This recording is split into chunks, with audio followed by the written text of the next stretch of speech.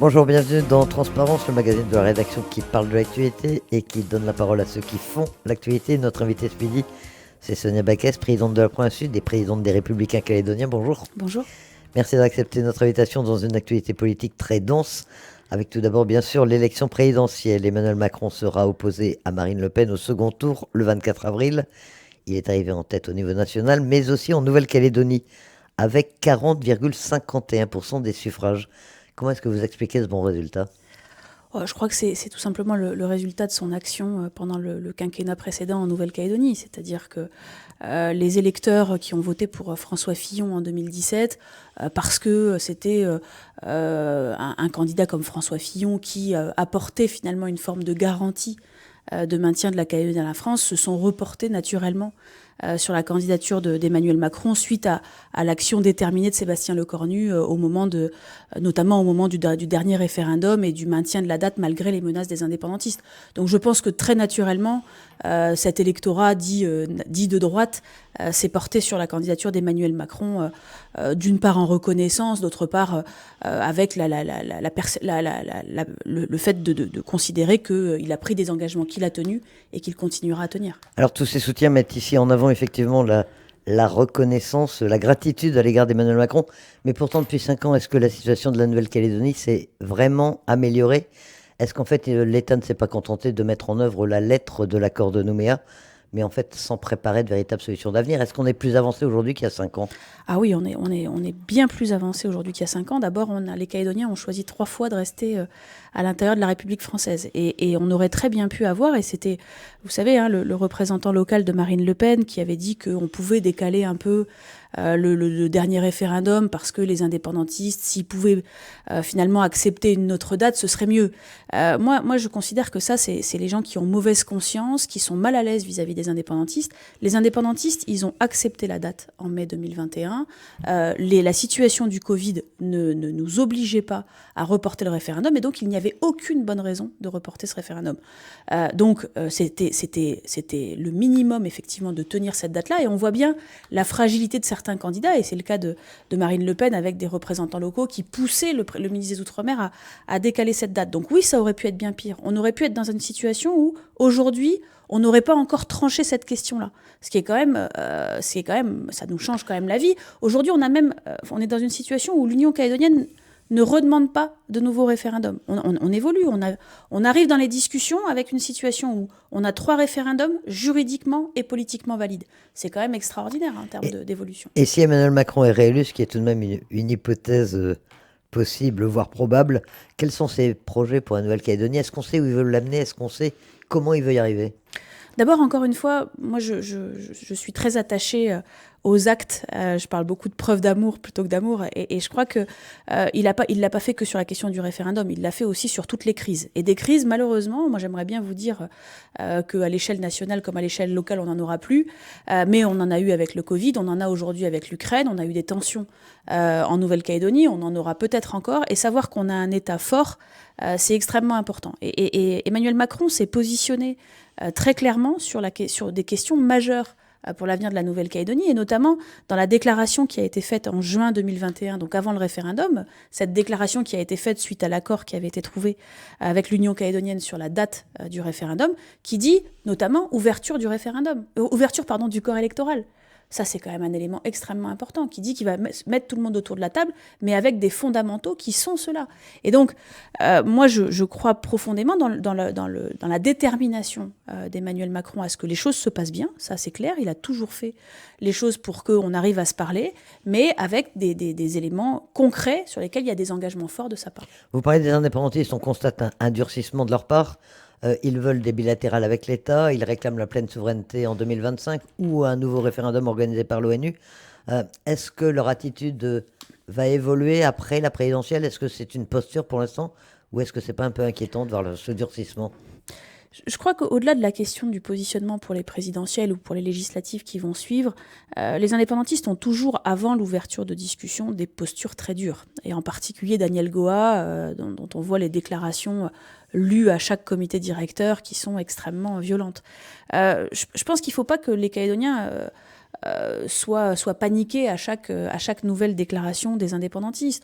Ils ont dit, ça a commencé top 84 pour ceux qui étaient nés et qui étaient en capacité d'entendre ça. Top 84, c'était l'équivalent de Kanaki 84. Et puis après, on a eu Kanaki 2014 avec Louis Cotrat-Uregei qui hurlait, qui scandait sur un podium, Kanaki 2014, il y a quoi à négocier? Puis après, on a eu Kanaki 2018, on a eu Kanaki 2020 et maintenant, on a Kanaki 2025. Bon, aujourd'hui, on n'est pas indépendant, les Calédoniens ont décidé de dire 3 fois non. Et puis, ils disent qu'ils veulent des bilatérales, mais ils disent en parallèle qu'ils sont d'accord pour discuter avec nous. Et moi, j'ai l'occasion de discuter avec un certain nombre de responsables politiques indépendantistes qui veulent qu'on ait ces discussions-là entre nous. L'accord sur l'usine du Sud, on l'a trouvé entre nous. On l'a trouvé entre responsables politiques calédoniens. Et un certain nombre de responsables politiques qui ont fait partie de ces discussions sur l'usine du Sud considèrent qu'on a intérêt à excusez-moi du terme, mais à débroussailler un peu entre nous. Donc, et c'est ce qu'on fait, même si aujourd'hui, personne ne peut le dire publiquement parce que les indépendantistes ont appelé à pas le faire, enfin, à un moment donné. Donc, mais je crois qu'il faut être lucide sur le fait que les discussions vont être dures. On a besoin d'avoir des gens qui sont costauds, des gens qui sont capables de gérer cette négociation qui va être dure, mais on est voué à vivre ensemble. Et donc, ces solutions, même si on les trouve 3 jours avant la date limite à laquelle on pourra la trouver, on trouvera des solutions pour l'avenir de la Nouvelle-Calédonie. Alors pour revenir à l'élection présidentielle, on a vu ici le comité de soutien à Emmanuel Macron. Il s'est présenté il y a quelques temps. Il va de Calédonie Ensemble aux Républicains calédoniens, en passant par le MPC, Génération NC. Il y a des personnalités également comme le maire de Nouméa, Sonia Lagarde.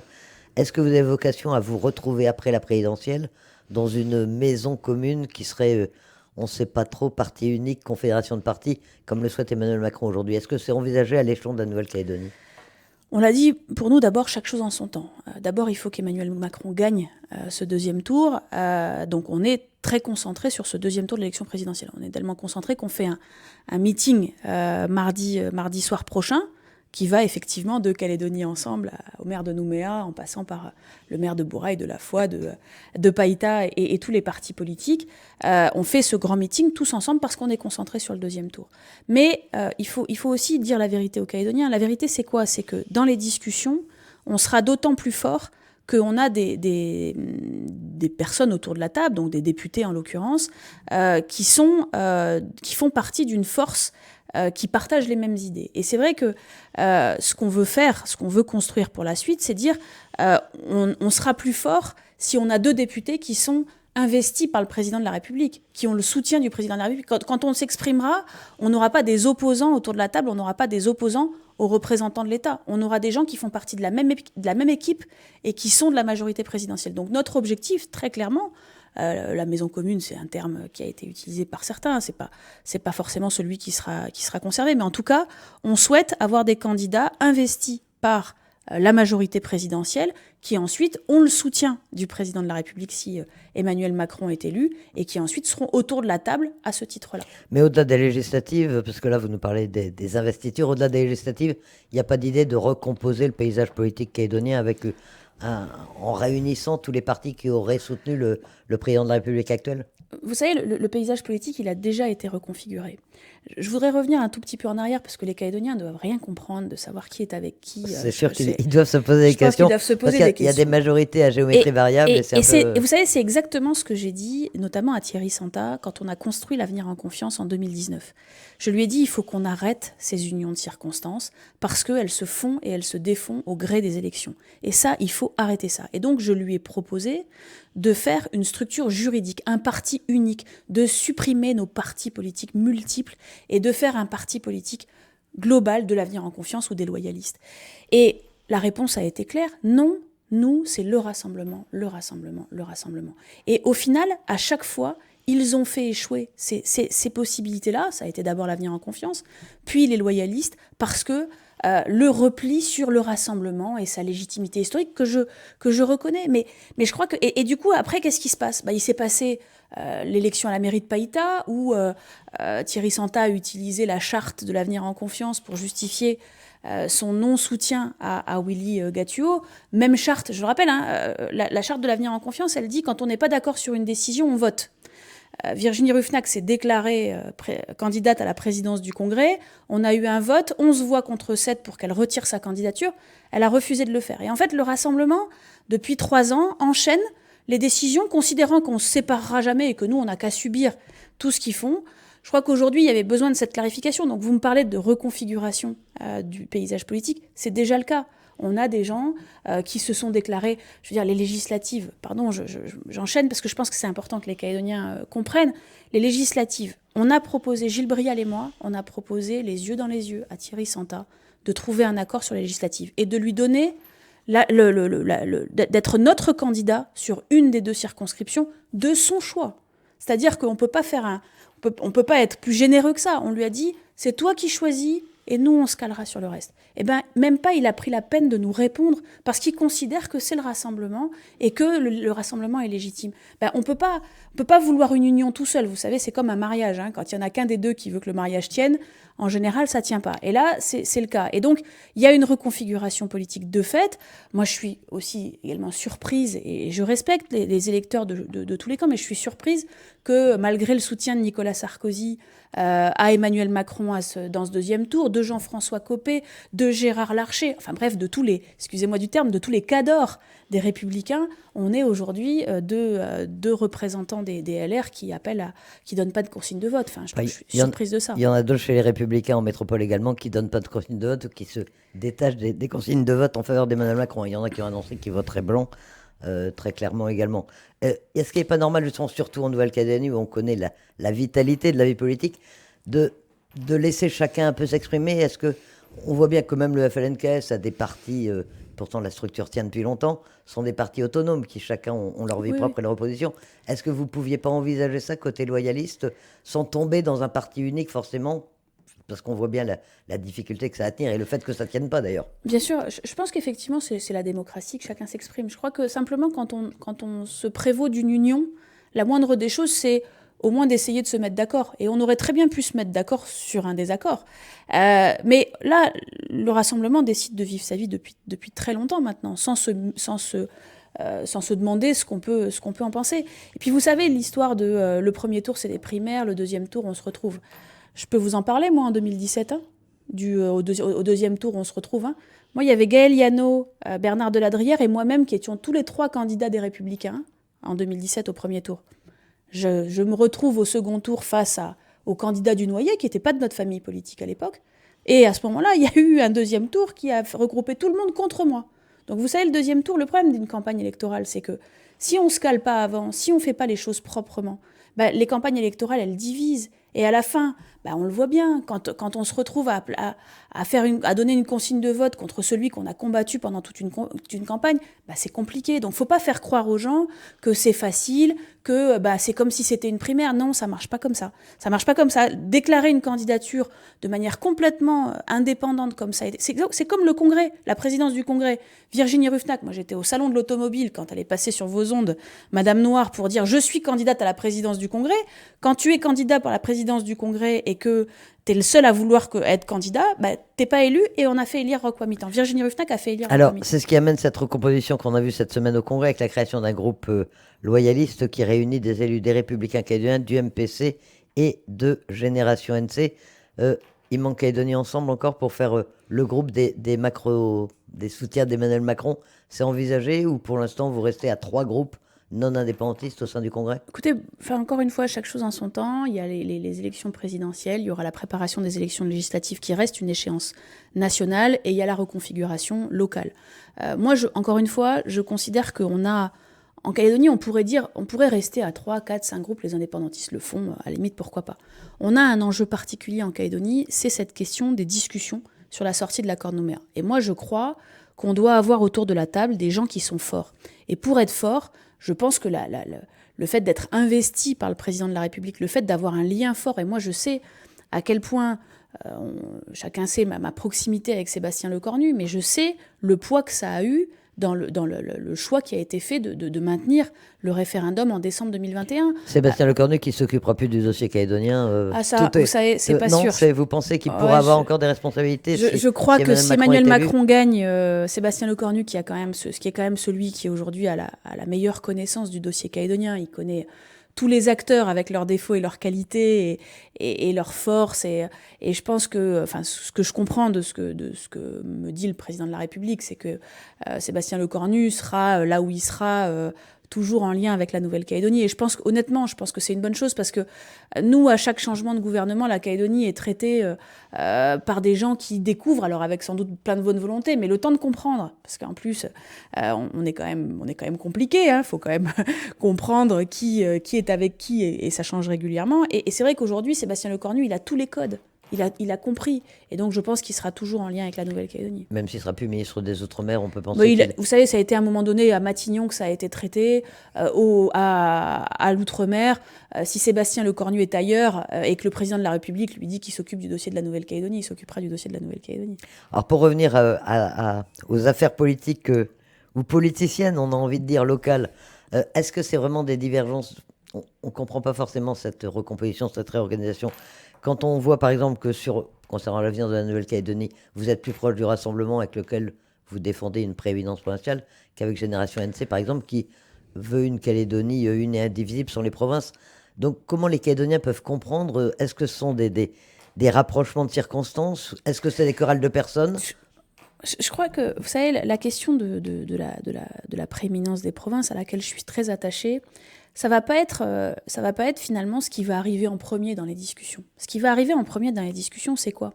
C'est la question du corps électoral, c'est la question de la validité, entre guillemets, du référendum, et puis cette volonté qu'ont les indépendantistes d'en refaire un pas trop tard, ce à quoi je suis totalement opposée, c'est ça qui va arriver. Et on a besoin d'avoir autour de la table des gens forts.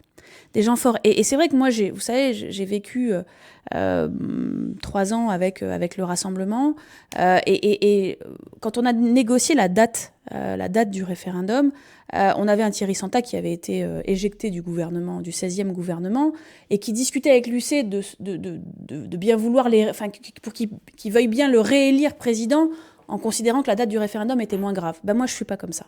Moi, je négocie pas comme ça, et je considère qu'on a besoin d'avoir des gens forts. Et donc, la question de la prééminence des provinces, qui est une question tout à fait capitale, elle viendra à la fin des discussions. Et tant mieux si on est tous d'accord. Mais au début, on a besoin de gens qui ne baissent pas, qui ne baissent pas un genou devant les indépendantistes.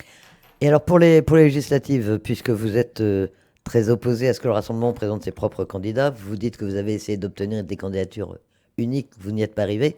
Comment est-ce que vous les voyez maintenant? Est-ce qu'il y aura des candidats? Est-ce qu'en face des candidats du Rassemblement, il y aura un candidat unique du groupe loyaliste? Est-ce qu'il y aura aussi les candidats, les députés sortants? Est-ce que c'est déjà en cours de discussion? Oui, j'œuvre pour que la division loyaliste soit la moins forte possible. Le Rassemblement a décidé tout seul, avant les présidentielles, sans en parler à personne, d'être candidat. Dont acte. On n'y peut rien et c'est leur choix. Bon.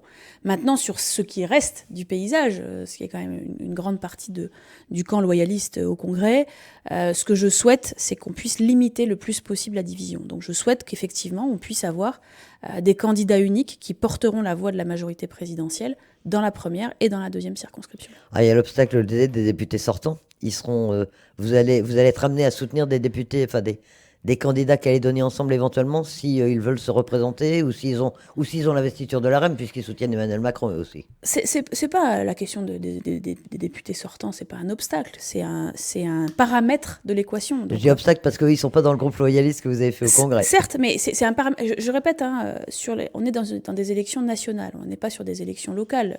Les élections de députés, vous savez, les députés, en réalité, en Calédonie, ils ont très peu de pouvoir.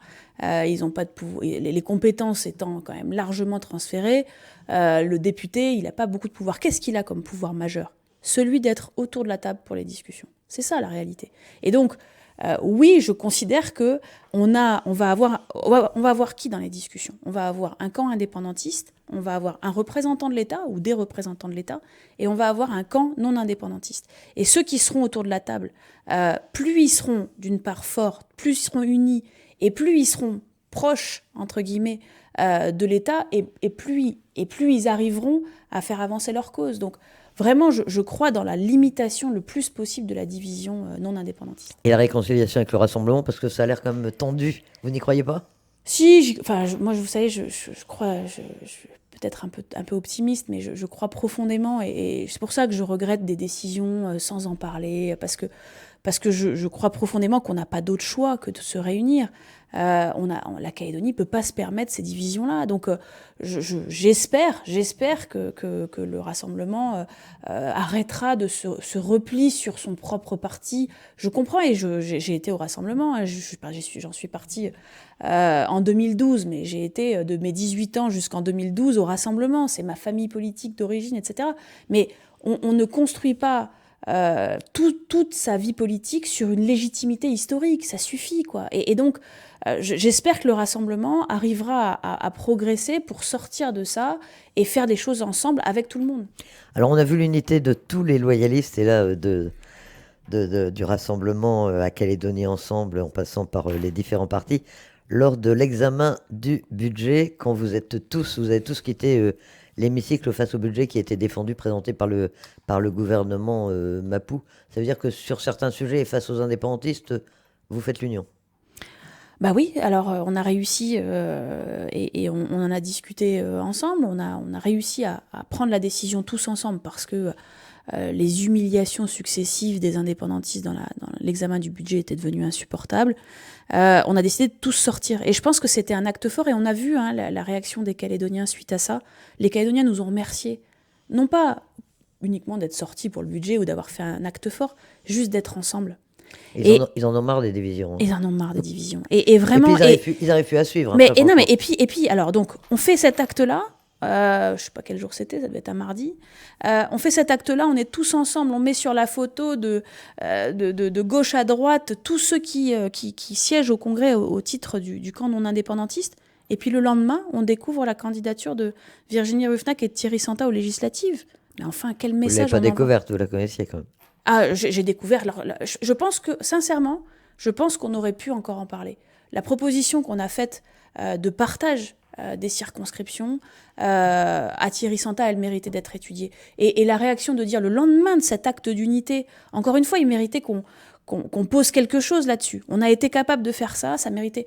Eh ben non, encore une fois. Et je le répète, hein, ça a commencé dès 2019, dès l'instant où il y a ce refus de dire on crée une structure qui fixe et on arrête les unions de circonstances au gré des élections. C'est ça qu'il faut, c'est ça que les Calédoniens attendent. C'est ça que Jacques Lafleur a fait en 77 avec le RPCR. C'est ça qu'il faut arriver à faire en Calédonie. J'espère que ce sera possible le lendemain des législatives. En attendant les conséquences de ce budget voté par une majorité indépendantiste, notamment pour la province sud, on rappelle que vous êtes présidente de la province sud, c'est un budget qui va vous rendre les choses extrêmement compliquées? Oui, c'est un budget de punition que les indépendantistes ont voté contre la province sud. Alors c'est étonnant parce que vous savez, en province sud, il y a des électeurs, il y a 30% d'électeurs indépendantistes. Hein, donc quand ils votent, quand ils punissent la province sud, ils punissent pas les riches, hein, parce que la province sud, elle donne pas un franc aux riches. Hein. La province sud, elle donne quoi? Elle donne des bourses, elle donne des aides au logement, elle donne des aides sociales, elle donne l'aide médicale. Et ça va pas aux riches. Hein. Donc en réalité, quand les indépendantistes punissent la province sud, c'est leurs propres gens qui le punissent. Et vraiment, j'ai du mal à comprendre. On est dans une revanche primaire qui est vraiment déplorable. Et la province sud va être obligée de faire avec ça, mais elle va être obligée de continuer à couper dans ce qu'elle peut couper. Je rappelle qu'on est les seuls à avoir supprimé 130 postes de fonctionnaires en 2 ans. C'est énorme, c'est gigantesque. Et aujourd'hui, la Nouvelle-Calédonie le gouvernement ne fait strictement aucun effort pour faire des économies. Je l'ai dit, ok, à la limite, on dit il n'y a pas d'argent, mais on n'augmente pas le budget du Sénat coutumier de 115%. Enfin, soit on dit il n'y a pas d'argent et tout le monde se serre la ceinture, pas de problème. Soit on punit ceux qu'on a envie de punir. Qui c'est qui a été puni? La province sud et les membres du gouvernement non indépendantiste. Quand je dis les membres du gouvernement, c'est pas eux-mêmes, c'est les secteurs qu'ils gèrent. Je prends un exemple, et là, on était complètement en phase avec Thierry Santa. La formation professionnelle. Formation professionnelle, c'est un secteur qui est coordonné par Thierry Santa. On sucre 40% de formation professionnelle, mais quand on sucre 40%, c'est pas Thierry Santa qu'on punit. C'est tous les Calédoniens qui veulent essayer de se former, de progresser dans leur vie. C'est dramatique. Comment vous allez faire à la province? Alors, est-ce que la bonne nouvelle, peut-être, c'est la modification des titres miniers de premiers ressourcistes? Ça va vous apporter des ressources qui vont vous permettre peut-être de faire face à cette situation un peu difficile? Oui, effectivement, la question du système qui a été mis en place avec Produits Ressources va rapporter entre 500 millions et 1,8 milliard à peu près. Mais l'idée qu'on a, et je l'ai dit, hein, je soumettrai aux Calédoniens la question de savoir ce qu'ils souhaitent qu'on fasse de cet argent, sous une forme de débat public ou de consultation. Mais à titre personnel, en tout cas, je ne souhaite pas que ça vienne alimenter les trous sans fond des budgets des collectivités. Les budgets des collectivités, on doit les équilibrer. Alors c'est très très compliqué, on devra faire des efforts, mais je pense qu'il faut que le nickel, il faut que l'argent du nickel, je rappelle que ce système qui est mis en place, c'est la première fois, alors on a eu de l'impôt sur les sociétés beaucoup il y a 20 ans, mais c'est la première fois qu'on va récupérer directement de l'argent depuis plus de 15 ans. Du nickel. Et je pense qu'il faut qu'on arrive à construire un modèle. Et là, déjà, on sait qu'on va récupérer de l'argent. Ça, c'est la grande nouveauté. Hein. Tout le monde parle de taxes, etc. Ça y est, c'est là. Alors, c'est sous forme de loyer, mais on va avoir de l'argent. La question maintenant, c'est qu'est-ce qu'on en fait ? Et on en connaît le montant à peu près déjà. Entre 500 millions et 1,8 milliard en fonction des cours du nickel. Mais moi, cet argent, je veux qu'il serve à préparer l'après-nickel, à former des hommes, à créer des filières économiques, à sortir du tout nickel. Si on le met dans le trou sans fond des collectivités, on n'en sortira jamais. Et cette tension dans les institutions, on en sort comment ? On a rarement vu comme ça une telle... tous les élus non indépendantistes quitter le Congrès pendant l'examen du budget. Vous pensez que la réconciliation est possible ? Il va y avoir un dialogue entre vous ou vous allez comme ça continuer à vous regarder en chien de faïence jusqu'à la fin de la mandature ? Alors, bon, d'ailleurs, d'abord, ça prouve quand même qu'on est arrivé au bout du bout de nos institutions actuelles. On a un Congrès qui est majoritairement indépendantiste, alors que les indépendantistes sont minoritaires dans la population. Mais ça va durer jusqu'en 2024, puisque la mandature se termine en 2024. L'idée, oui, ça va sans doute durer jusqu'en 2024. Alors après, est-ce que ce gouvernement-là va durer jusqu'en 2024 ? Je le souhaite pas. Maintenant, les institutions en elles-mêmes, effectivement, elles sont mises en place jusqu'à ce qu'on en trouve de nouvelles, donc avant 2024. Mais on est arrivé au bout du bout. On a un Congrès majoritairement indépendantiste alors qu'ils sont minoritaires. Ça, c'est à cause de quoi ? À cause du gel du corps électoral, 40 000 personnes qui ne peuvent pas voter. C'est devenu évidemment caduc pour les prochaines élections, et tant mieux. Et puis le poids de chaque province au Congrès. Aujourd'hui, juste sur la question un électeur du Sud, en gros, pèse 2 fois moins lourd qu'un électeur du Nord et des îles. Enfin, c'est quand même inadmissible. Donc ça veut dire que concrètement, on a un gouvernement qui est illégitime. Il est illégitime. Il ne représente pas la majorité de la population. Et quand ce gouvernement illégitime promet aux Calédoniens 90 milliards de pression fiscale supplémentaire, moi je comprends que les Calédoniens pètent les plombs. Hein. Et là, avec les augmentations, ça devrait servir à quoi ? Enfin, le gouvernement devrait s'atteler à quoi ? Il y a des gens qui savent pas comment ils vont... On a reçu quelqu'un qui a un bébé de 3 semaines qui se pose la question de savoir comment... de pas manger, elle, pour nourrir son bébé. C'est ça qu'on veut pour la Calédonie ? C'est à ça que devraient s'atteler les indépendantistes au lieu d'essayer de prendre des revanches contre les loyalistes. Ça veut dire que le gouvernement pourrait tomber à partir du mois d'août, c'est possible, voire avant. Ça fait partie de vos plans et là il faudra une unité de tous les non-indépendantistes. Pour que les Calédoniens comprennent bien, à partir du mois d'août, le gouvernement peut tomber sur la base de la démission d'une liste. Donc c'est ce qui est fait en général, le plus souvent aux chutes du gouvernement. Pour que le gouvernement tombe avant, il faudrait qu'il y ait une motion de censure votée par une majorité absolue des membres du Congrès. Et comme chacun le sait, les élus loyalistes aujourd'hui sont 25, les élus indépendantistes sont 26, et l'éveil océanien a 3 sièges. C'est donc, en gros, pour résumer, l'éveil océanien qui décidera si le gouvernement tombe ou pas. Bref, l'actualité politique devrait rester très dense encore dans les prochains mois. Pour conclure, on va en revenir à l'élection présidentielle. C'est le 24 avril, le second tour. Au premier, on a constaté une abstention extrêmement élevée, 66,65%. Franchement, vous pensez que les Calédoniens vont se mobiliser davantage ? Et qu'est-ce que vous pouvez leur dire pour les inciter à aller voter ?